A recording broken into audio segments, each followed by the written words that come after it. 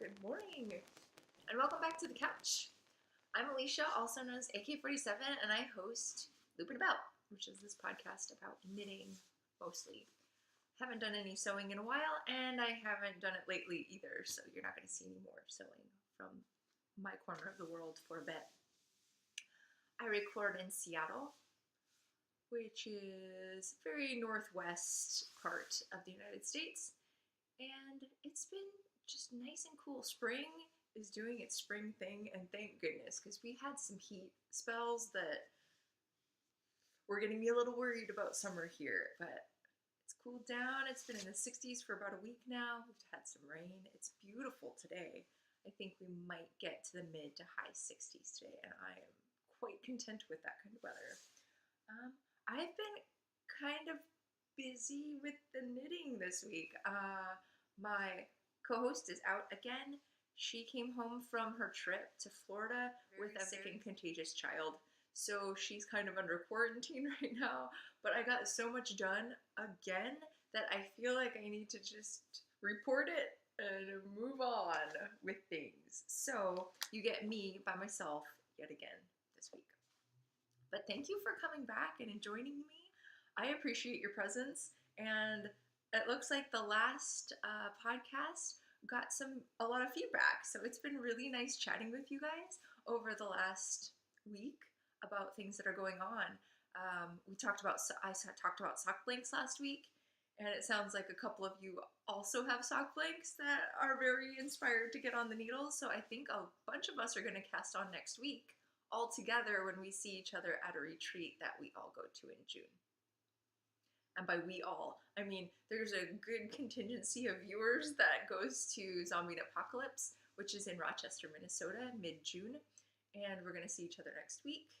And we're going to do a little knit along. It sounds like it's going to be socks, and it's from a sock blank. So if you too want to join along with our sock blank knit along, I might just need to put up a post out there, and so we can all knit along. Show off your lovelies and dig in. So cast on will be next, probably Wednesday or Thursday, and we'll keep you posted on the Ravelry thread and on Instagram with our progress. So I will come up with some kind of hashtag for this too, so we can all share our lovelies on social media. Well, the knitting. Last week, I worked on my thesis, my scrap blanket, which is the 10-stitch blanket by Frankie Brown, and I actually got kind of addicted to it this past week. And by kind of, I mean thoroughly addicted. I got a full round in because I was mentioning that I might have a couple colorways by Desert Vista Dye Works from all of my scrap socks, and I did a couple swaps with some friends with my scraps and their scraps. So with their help and with my already DVD stash, I was able to get a full round in my blanket. So it's back. So let's find where we were last time. I was just finishing off Sean's sweater scraps, which is all this. And now I turned that corner. I had finished that sock blank, so I pulled a little bit out of the sock blank and did about 2 grams in there out of the shorty rollers I did last week. And then I went straight into Reservoir Dogs. So it starts out that pink, ends in this white. And you could probably see you have Mr. Pink and Mr. Orange, and Mr. Yellow, Mr. Blue, Mr. Brown in there, Mr. White. And then she put in the suits as well. So I was really pleased with that. The next one is from Annetta. And I believe this one is Sun-Ripened Grapes. So it starts at purple and ends on purple. So to there. Isn't that gorgeous? And it kind of mimicked the rainbow that was going on the other end. See that? So I thought that was cool, that it was kind of mirroring some on the other side. The next colorway is a sparkle from Desert Vista Dye Works. Starts at this red and goes to this light, the light blue. And that one's called HP Lovecraft. Sean loves H.P. Lovecraft, so this was one of his socks. I believe I did the Flying V, so like geese, Flying V. It does chevrons all the way down your sock, just in pearl stitches, so it was really simple. I like to keep simple motifs for stripy things. This short colorway, which is just the salmon, the speckle, and the blue, that one's called Preservation Hall, and it's I believe it's a jazz hall in NOLA. So if you've been, maybe you've seen the building, and you could definitely see the building in this one. It's really cool. She takes pictures and then matches the picture to the colorway with her self-striping, and some of her variegated too. This next one's gonna go to From Tan to Tan. That one's called Trolls. Yeah, those trolls. The ones with the little tan bodies and the crazy hair. So we have a yellow-haired one, a red-haired, a blue-haired, and a pink-haired one that were in the picture. That one I did my business casual socks in. Love that pattern. If you get a chance, do it. This next one starts in the black and ends in this zombie purple. And this one's called Off to See the Wizard. Oh, Somebody's Off to See the Wizard. It's got a beautiful purple. These socks were, for me, I'm trying to think which ones they were. I know it was a Megan Williams pattern, so I'm probably posting it down there. But, oh, I love those socks. I wear them all the time. I wore them yesterday. All right, the next colorway starts in this another salmon and goes to that cream. And it just picked up the lollipop colorway below, had every single color in it. So I thought, oh, those have to go together. And I can't think of what this one is called, but this one is also from Annetta. So I'll go check her tags and it'll probably be up, perhaps. This next one is Jukebox. It goes from this dark blue through that burnt orange, green. There's a purple. This middle one's purple. I don't know if it's gonna catch. So dark, so saturated, love it. That one's kind of pink, but a really dark, I don't even know what kind of pink that would be. It's really dark though. And then yellow. I thought this was red, but it turned out that it's more of a pink hue in it. Those I did my geek socks out of.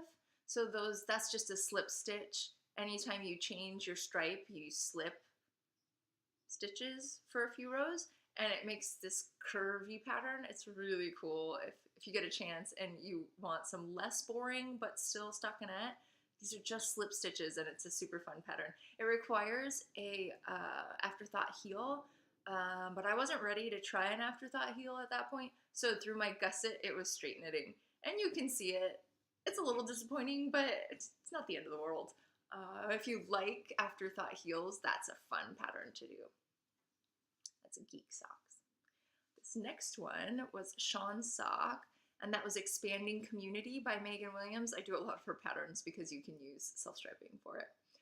This was actually a variegated, and this one is called The Last Unicorn. I watched that movie again now that I'm an adult, and I don't know how I thought that was a cool movie when I was a kid. It's disturbing.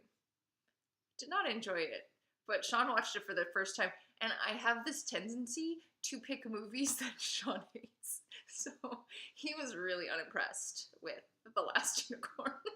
So I don't recommend that movie. If you remember it fondly as a child, really just leave it there, because it's not good. I hate it.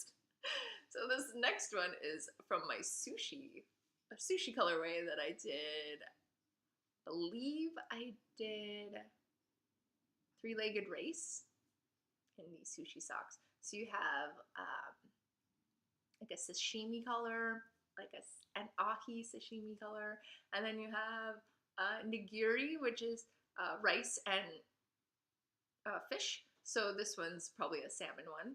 And then you got nori, which is the seaweed wrap, and wasabi.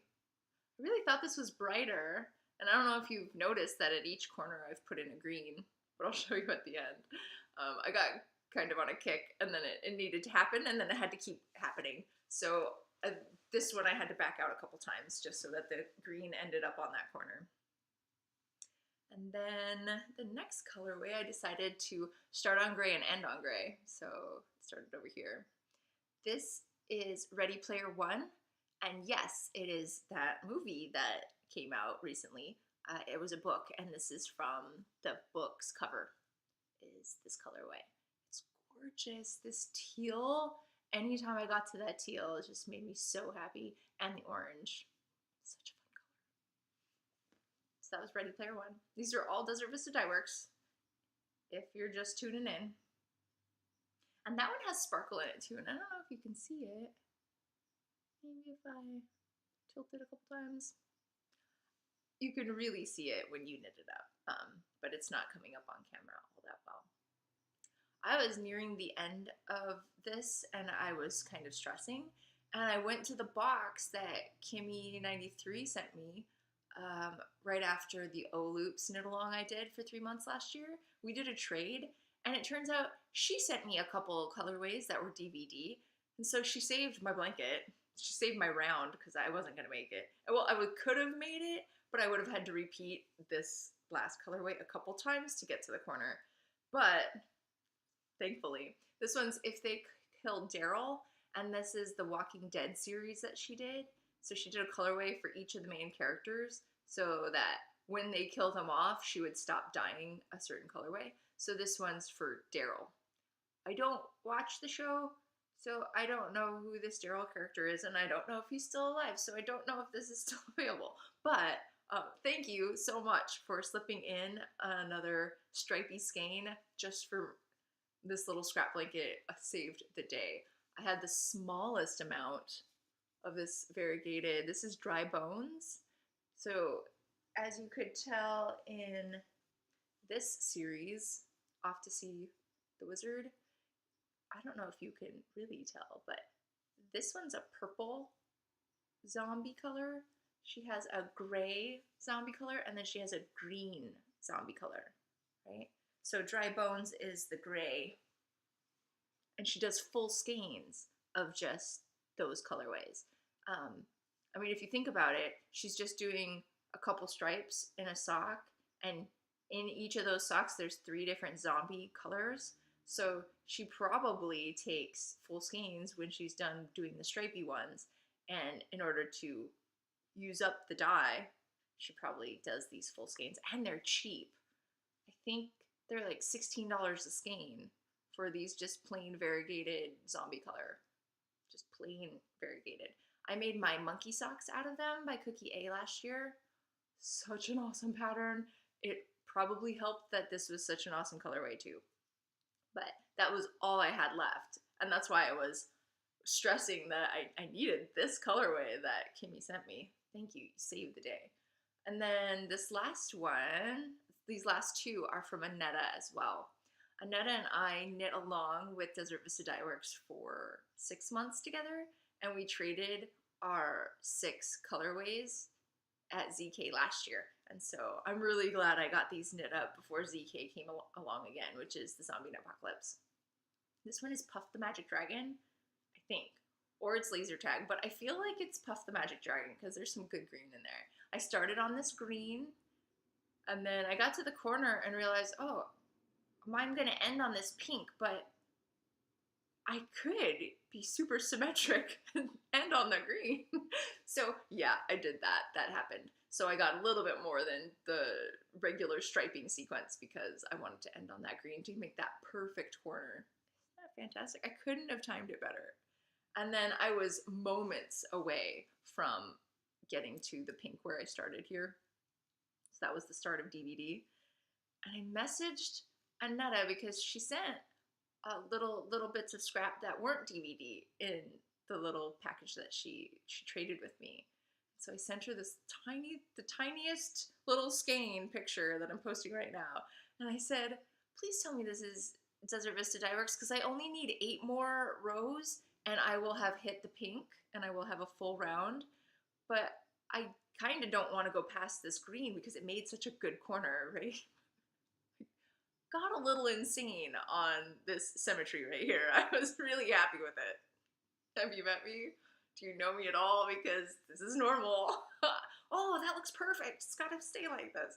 So, luckily, she messaged me back quickly and said, yes, that is Desert Vista Dye Works, and it is Purple Rain. And I thought, oh, that's perfect. I said, is it variegated? Because it doesn't look like I'm going to get a full striping out of it. She's like, it's variegated. I said, perfect. So I could use the entire little mini, that's all I had of that purple, for finishing off that full round Desert Vista Dye Works. And I got at every corner a green, so I'm going to fold it so you can see it. There's a couple bits of crazy, and the bits were that perfect corner and then every corner being in a green. Yeah, we all get that way, right? We all have kind of like a fun quirk. So those are my green corners. I really wish that wasabi was a little bit brighter because all those greens are bright. I was so happy. So I got busy on this, right? Did a full thing in a week. And actually I finished it a couple days ago, my full round. So I thought, well, I wonder if there's anything else in my mini stash that I could get another round out of. I'm gonna attempt to do O-loops next because, as I mentioned, I got a swap from Kimmy93, and she sent a whole bunch of O-loops, and then I have 3 or 4 leftovers from my O-loop stuff, and this is one of them. So I thought, maybe I can get all the way around. If I can't, I'll do another independent dyer that I have, maybe fish belly, if I can't make it all the way around. But I'm gonna try. I think I have potentials, and they're going to be variegated because she doesn't do self-striping. So I will be able to seal off all these stripes with nice tonals and variegates all the way around. So I'm very excited about that. Desert Vista Dye Works, awesome. Now, I would put color catchers in for her super saturated stuff. Jukebox bled a little bit, and I wasn't anticipating it. I was on the road. We were in Bishop, California, climbing for a month when I finished those socks in, so I wasn't even thinking. I just threw them in the wash. Yeah, the yellow is not so bright yellow, plain yellow anymore. It's kind of got a bluish greenish tinge to it now, but I loved that colorway. So I'm not complaining at all. Her saturated colors are gorgeous, but put a color catcher in if you want to keep them crisp. All right, so yeah, thesis knitting complete. I have an FO. Well, it's an FO again, right? Because last time you saw me, I had taken the orange out. I thought I would need to extend this shawl some because I didn't think it was going to actually be as wide as I would hope for, but it definitely was. So I took the orange out, re-knit the end of it, so you can still see the eyeball is still present. So it doesn't look much different from last time, but I wanted to let you know that that little ball of yarn made it. I did 8 more rows and then a bind off row. So 9 rows from that little mini skein. Reweighed it, put it back up for Stash Dash. Stash Dash helped because I have been talking about taking the orange out of this for, since probably December, and it's now June. So thank you, Stash Dash. You motivated me to fix something that I finished over 6 months ago. So yay for that.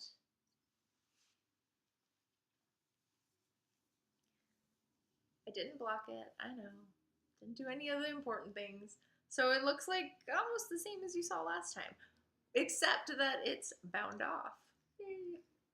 So this is Skyamson Shawlette by Otter Moon Designs. And it's almost a full skein. I think it was 93 grams or something to that effect. 90 grams of the Weasley Boys colorway in O-Loops Perfection Knot, which is the 75-25 Superwash Merino, 25% nylon. So it's her sock base. It goes for a long time. You saw that's my full span. Not at the end. Bloop. Small span of me shawl. So it's long enough. And I would probably wear it like that. Oh, I like that. This is so much better without the orange in it. Oh, and I was about to pull this out. I wasn't gonna tell you. But now that I might think about keeping it or not rip it out at all, I like that. I don't wear red because I break out still, like I'm a teenager, and so red brings out that insecurity of myself in the face areas. So yeah, I just don't wear red. But man, that's pretty. Oh, that's so pretty.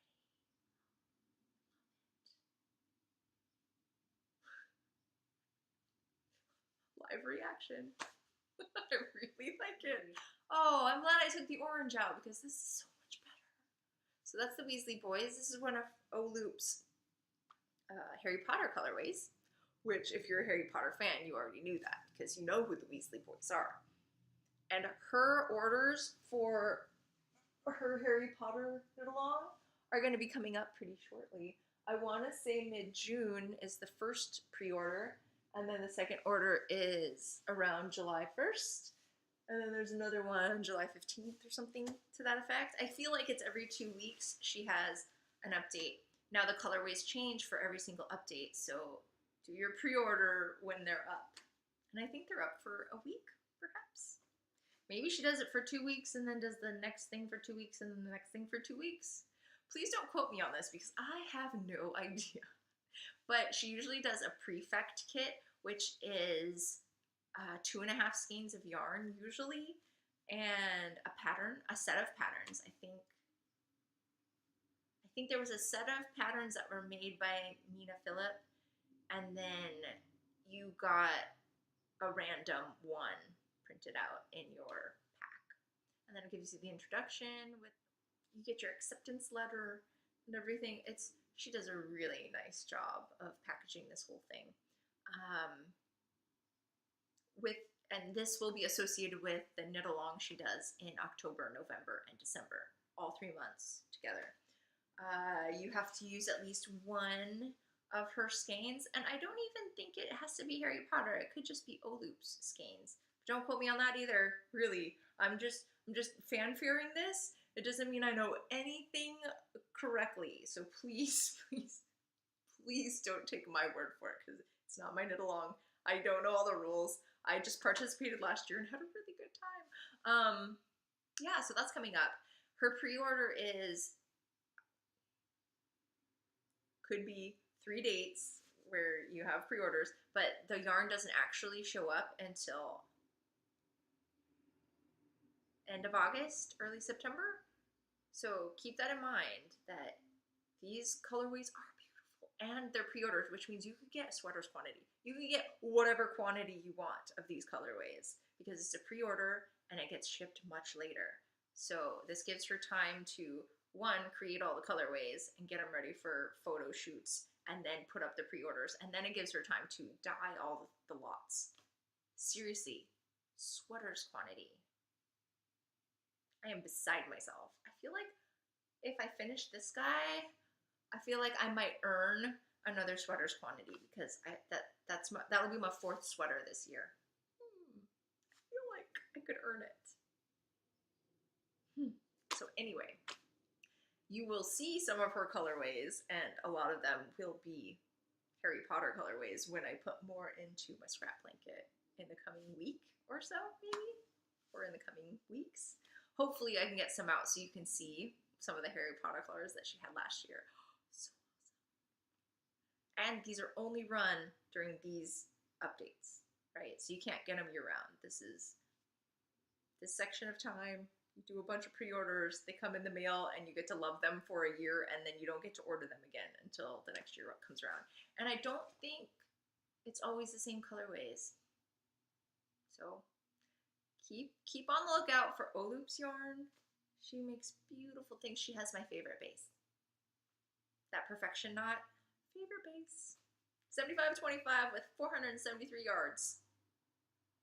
Do it. Find it. Get it. She has DK weight, worsted, fingering weights, and I think there's 3 or 4 fingering weights that she supplies. So, whatever your favorite is, go find it. And support your local dyer, which is a local dyer to me. So support my local dyer. She lives in Spokane, which is in Eastern Washington. She is close to the Idaho border, like I am close to the Sound or the ocean. So yes, the opposite side of Washington State, and her yarn is awesome. So check her out. Let's see, what else have I been up to? I don't have any more finished objects, but I did get a lot of progress. You think, what? You got a whole round of your blanket? Which was almost a full skein of yarn. And then you finished that, which was fast. But I also did some more on this guy. So there's the progress from last time. Put my little s'mores in. And look at those cables. Aren't they yummy? I have the next 76 rows planned out on a piece of paper. So I am just chugging through this now. Now that I have a plan and that I trust all the things, I am zipping right through. I've done 20 rows in a couple days on this guy. So it's going really well. I told you I modified it last time, and so I thought I would show you how that modification is looking.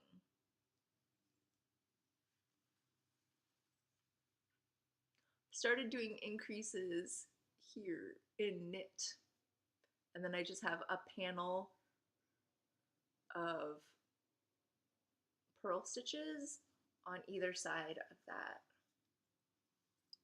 cable. Right, so I have those 4 stitches again, and then I'm doing all my increases in stockinette because the sleeve is in stockinette too. I'm very pleased with that modification. It will be more clear when it's done, but I wanted to show you that I did get past the area where I stopped doing the purl increases, and you can start seeing that I have changed it up a little bit. But I will show you it when it's finished, how it's different from the pattern. The pattern calls for you to do all reverse stockinette up to the raglan increases on the front and the back panels. But then your sleeves are in stockinette. So I changed it so that all my increases are going to be stockinette increases. Yeah, because either I'm doing make one purls wrong, or they leave holes. Either way, I stopped doing it. Thankfully, I really like it. I was worried for a little bit that I wasn't going to like it, but yeah, I'm super pleased. I am into my second skein. I'm about halfway through my second skein. I have 6 total. So I have been thinking about what is necessary when I drop for the sleeves. How much yarn am I going to need for both sleeves, and then the bottom. The bottom kind of scoops in the front and scoops in the back. So I'm thinking I should probably be done with the length of it before I break for things by the end of my 4th skein.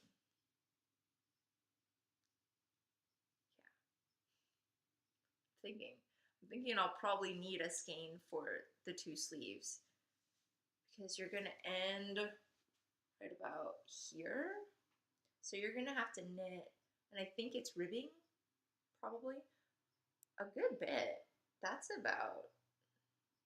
just about 5 inches that I'm going to have to do in ribbing to get to, well, and I'll probably get to there. So 6 inches probably of ribbing to get to the length that I like on a sleeve. Now, if I realize that it's not going to fit me when I'm worried about yarn chicken, I will probably see if it fits my mom and then finish it off for her in her dimensions. My mom is 5 foot nothing, and I'm 5'9". So, and it was, initially in the pattern it says it was made for somebody who's 5 foot nothing as well. So I thought, well, if I get to the point where I worry about playing yarn chicken, it's intended to be put on a short statured woman, so I could give it to mom because she's a short statured woman, and it might look spectacular. So that is my options. I'm hoping it fits me because half of this yarn was from a friend of mine for Christmas. So I would really love for it to be mine, but if I don't have enough yardage, that's what happens, right? So I'm enjoying the knit now that I'm past all the errata issues, and it's going swiftly. I'm super pleased with the cables. I am not using a cable needle right now. It's slower for me. I like the process of cable needles. Is anybody else like that? I think a lot of people avoid it because I guess it's time consuming, but I really like the putting it on hold and putting it in the front or the back of your knitting and not stressing about if you're going to lose any stitches because at no time is it off the needles stressing about. The way I do, I don't know if I do without a cable needle like everybody else, but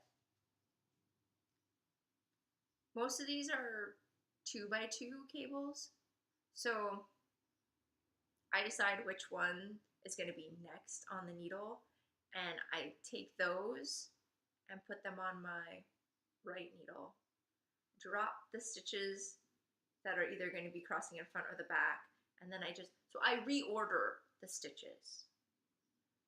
So I do drop them off the needles and then reorder them in order on my left needle, so when I knit them, they're in the correct order. I don't know, some people might knit them first and then kind of cross while you're knitting. I don't do that. I reorder my stitches. Does anybody else do that? That's my technique. It's not, I don't feel like it's faster, and it causes me a little anxiety sometimes. But I don't know where my cable needle is that I initially started on. It's probably in my couch somewhere. I could look for it. But for now, and because I haven't had any drop stitch issues yet, I say yet because I'm sure it's going, I'm not looking for the needle right now, but I've used a DPN as a cable needle. That's helpful. So I have that option as well if I can't, in the end, find it. How do you do cables? Do you enjoy using a cable needle? I don't mind it. I find the process to be awesome. I use the kind that is a J. And I was watching somebody else, I think it was one of the grocery girls, one of their craftsy classes, they were using the cable needle wrong. And I figured that's probably why she hates using it. It's because she's loading it up incorrectly. And so it's not really a smooth process. So I wonder if that's a reason why people don't like it. Because maybe they're not using the tool correctly. I don't know. But I really like it. I really like the hook ones. I adore the metal ones that Boy used to make. They don't make it anymore, or my yarn store stopped stocking it, but it was blue, and it was a really long, deep V rather than a J. Oh, I love it for socks. And I used it on ink. I know, Liz has talked about doing her cables without a cable needle. I love cable needles. Am I weird? Is anybody with me? Does anybody else love cable needles? I started a new project. I have been crazy motivated in knitting in the last week. It's kind of ridiculous. I thought I was going to get into a little lull because I had so many FOs just fly off the needles, and then I didn't really want to cast on new things because I wanted to focus on my sweater, and then I didn't focus on my sweater. I focused on my blanket. I did some on the sweater. Well, yesterday, I went into the city to meet some friends, some new friends to me, and a quasi-very new friend. We only just met this past year. Oh yeah, so we went into the city, and I thought, ooh, I'm going to be riding light rail. And I don't have anything to travel with. I had already finished this.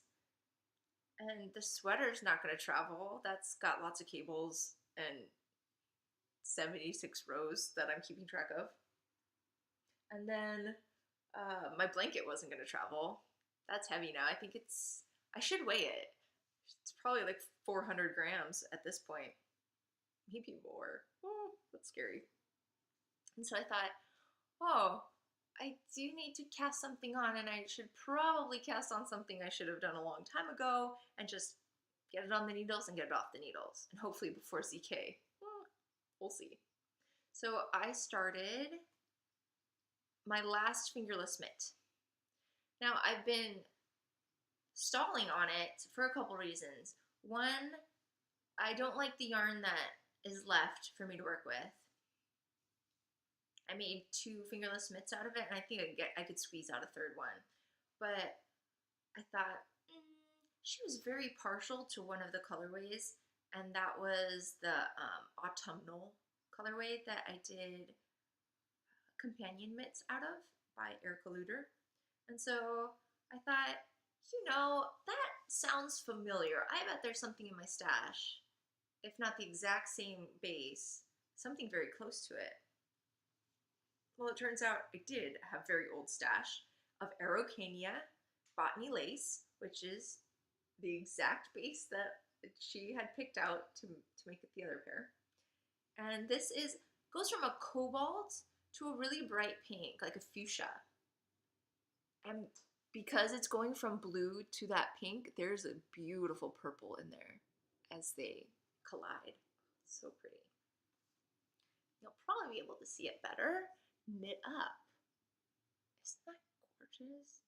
It's a cobalt blue if it's not showing, and I don't know if it's really, but oh, look at that. And the purples in there are so amazing, and it actually tones down that fuchsia quite a bit. I was worried that it was going to be really pinky. Now, the woman that I make these for is a redhead, and so I worry that she doesn't wear pink at all, right? But then I was thinking, this would be a really fun pop and a little punch of color as fingerless mitts. It's not near your hair and it's not near your face. So it might be just fun at the end of your sleeves to have a little pop of color. So I'm hoping that she appreciates that. And she went on and on and on about the companion mitts being her favorite pair that I made last year. So I thought, you know what? The writing's on the wall. I should just find the same yarn that she really, really liked and then do the exact same pattern. So I've started a pair of companion mitts by Erica Luder on Araucania botany lace. I do not know what the colorway is, and I know this is old stash, and I knew that it was in Ravelry, so I went to go look. I don't know. If you recall, that was the yarn band that was dark brown with gold printed writing on it, so you couldn't even read it very well. You're recalling, aren't you? You faithful watchers know exactly what I'm talking about. Yeah, so I have no idea what the colorway is, and it's old stash. It's got to be at least 4 or 5 years from my stash. So I really have no idea what that color is. They might still make it. Kind of hope they do. I thought I was going to hate working with it, but it's lovely. The pink doesn't bother me at all. Maybe I'm growing. What do you think, guys? But that is my progress for this week. I met up with some friends in Seattle yesterday. We just had a really glorious time. It was a beautiful day after 3 days of rain. And I took light rail into the city. The light rail station is 7 blocks from my house, and so it's very, very convenient to just hop on light rail and go into town. And I thoroughly enjoy where we live because of that. And so I hopped on there, got off at Westlake Center, which was only 4 blocks from Pike Place Market, had some good tunes going on in my ears, and just kind of bopped my way to Pike Place to meet up with Jessica and her friends Christine and Michelle. We had such a lovely afternoon. This is the second time I've been to Pike Place in a matter of months, and that's weird for me. I think it's been a couple years since I've been to Pike Place on a regular kind of basis, so it was kind of nice. just to roam around a bit. This time I went down the stairs and went to the comic book place. That comic book store is amazing. Love it in there. We might have looked at every single game on their game wall. Had a really lovely time in Pike Place. And then just around Pike Place, the couple of blocks that surround it. Went to Cupcake Royale. Went to a new store for me, which is called Robot vs. Sloth, and adored it. Gosh, I need to show you what I got. I need to show you what I got Sean and my nieces. So first up, this is an artist called LaRue. You can see it on the flag right there. This is a little pop-up town. So cute. So you're going to cut along the dotted lines and around the building, and then you're going to fold so that they can stand up. It is the cutest little thing. It has a couple little buildings, and then there's a couple little people too. So you have a fox and a robot, rabbit, octopus, and their little finger puppets.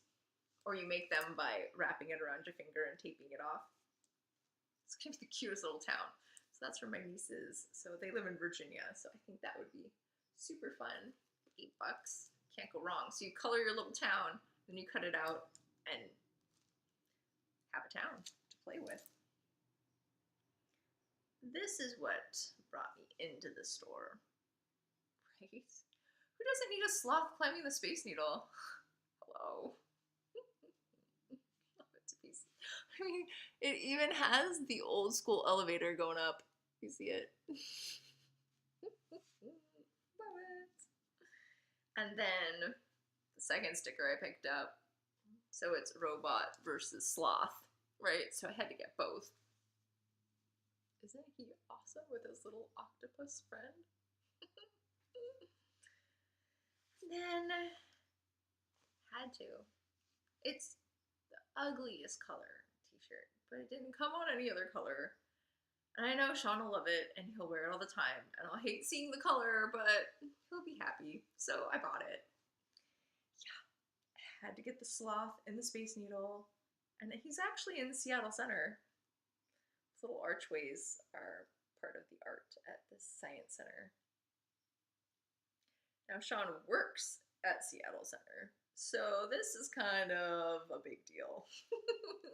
You got his favorite, which he calls his spirit animal, which is the sloth, just hanging out where he works. So that was pretty much poignant and to the point. So he's stoked on that. He's like, you know, I would have never bought that, but that is the most awesome shirt ever. So I win. And then I told him he could have one of these stickers. Totally seems fair, right? I got him a shirt with this guy on it, so I thought I was going to get this as my sticker. And I put it on my little thermos. He can't decide which one he wants.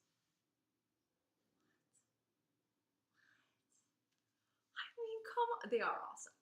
I will give him that. But I want one. He's like, you pick. I said, no, because I'll pick the wrong one. And then you'll never let me live it down. So it's still up in the air which one of these is going to be on my thermos, but you'll probably see it at Zombie Apocalypse because I love my thermos and it goes everywhere with me. And it's got a bunch of local stickers on it from my hometown, which is Seattle. So yeah, happy with that.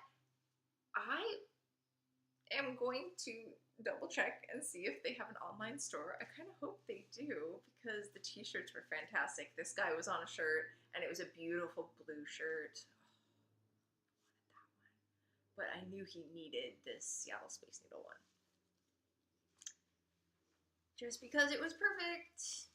And we might go back and get more because it was awesome.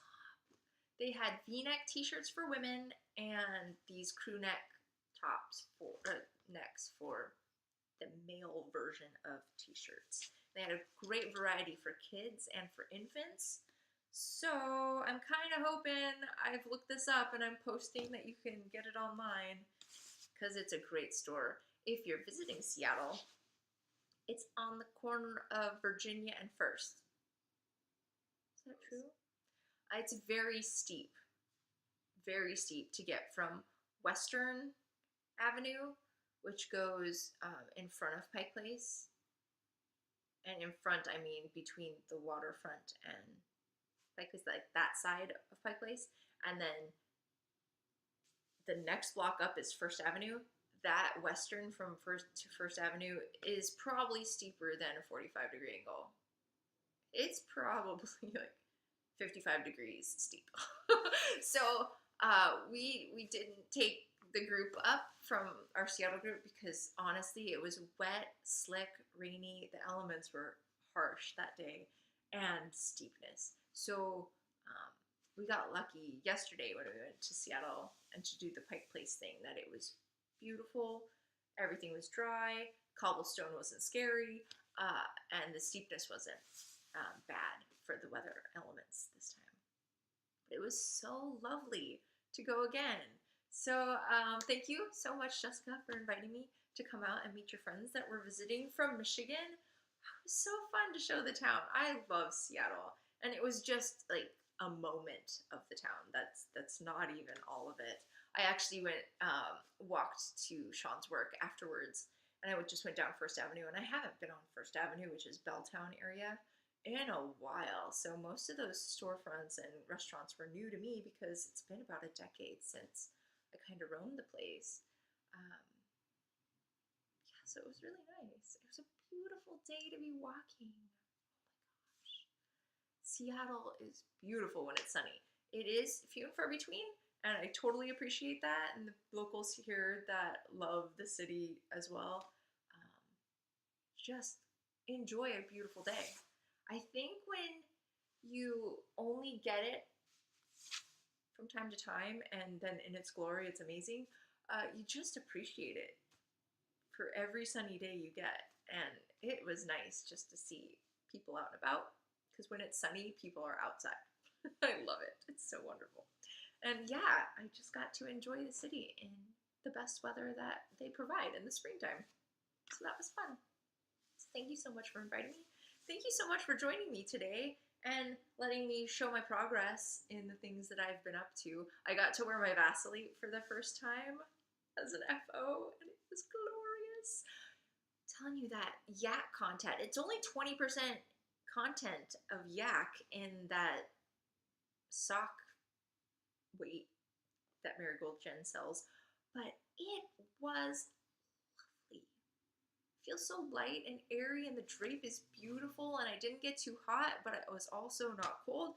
When you're on the waterfront, and we did dine outside on the waterfront, it can be a bit chilly because you always get that cool wind off of the sound, but man, it was perfect. So thank you for joining me, and until we knit again, bye. We might knit again very soon. I might get one more of these out, and hopefully with Liz, before we leave for Zombie Apocalypse next week. So fingers crossed that I might see you one more time before you see a yarn explosion of goodness when we come back. Take care. Bye.